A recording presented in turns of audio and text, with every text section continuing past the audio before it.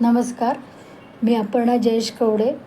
काल कलामंचने दिलेला टास्क काय करावे समजत नाही ह्यानी सुरुवात करून आज मनासारखे झाले ह्यानी शेवट करायचा होता.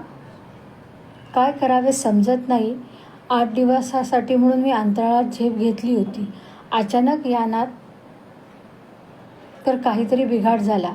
आता केव्हा मी परत पृथ्वीवर जाईन का, की अशीच अवकाशात फिरत राहीन? किती ते प्रश्न, किती अवघड दिवस. 8 दिवस झाले, 15 दिवस झाले.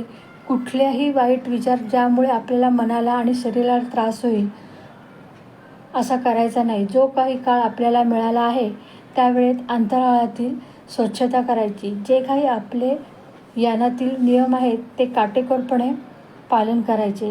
ह्याशिवाय दुसरा पर्याय नव्हता. रोज नवीन मध्येच जाणवायचं की आता आपली सुटका होणार अशी आशा दिसू लागायची. पण तिच्यावर विरजण पडायचं. जे काही अंतराळयानात खाता पिता येईल असंच अन्न मी घेऊन गेले होते. आता ते पण संपत आलं होतं. पण विचार करूनही उपयोग नव्हता.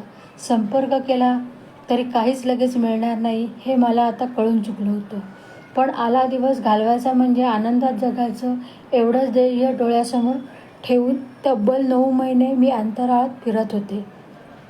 कालचा दिवस म्हणजे मला काय करावे आणि काय नको असं होऊन गेलं होतं. जसजसा तो क्षण जवळ येत होता तसा जीव थोडा थोडा भांड्यात पडत होता. एक मन म्हणत होतं की खरंच आपण पृथ्वीवर जाऊ, नवीन आयुष्य सुरू करू शकू का? तर लगेच दुसरं मन म्हणायचं की काय वेळा विचार आहे, तुझी इथून सुटका नाही.